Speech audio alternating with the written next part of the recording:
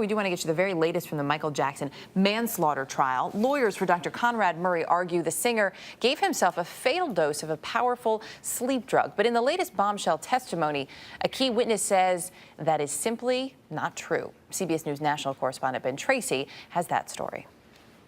In court on Tuesday, the medical examiner who performed Michael Jackson's autopsy said he doesn't believe the singer gave himself the lethal dose of the anesthetic Propofol that ultimately killed him.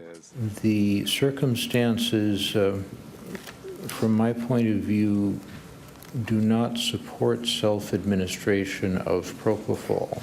Dr. Christopher Rogers testified that he thinks Dr. Conrad Murray is to blame because he did not have the tools to adequately monitor the Propofol he was giving Jackson. It's reasonable to believe that the doctor had an imperfect control over the dose and he may have accidentally given too much. Murray's own words were also back on trial Tuesday. Prosecutors played the second half of Murray's interview with police that took place just 2 days after Michael Jackson's death. I gave Mr. Jackson love. I was his friend. I cared about him. I tried to help him. The audio tape is 2.5 hours long, and police admit Murray was very cooperative. The doctor details the scene at the hospital when Jackson's children learned their father was dead and eventually saw his body. After they cried and cried and cried, his daughter uttered a lot of words of unhappiness, and she would live alone without her dad, and she wanted to be an orphan.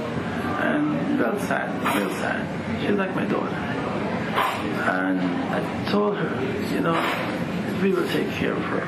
Dr. Murray says members of the Jackson family were frantically trying to figure out what had happened. They asked me, do you know why he died? My answer was no.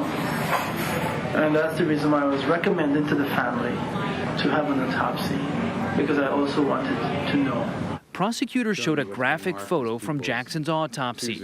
They say Dr. Murray told no one at the hospital that he had been giving Jackson Propofol to help him sleep.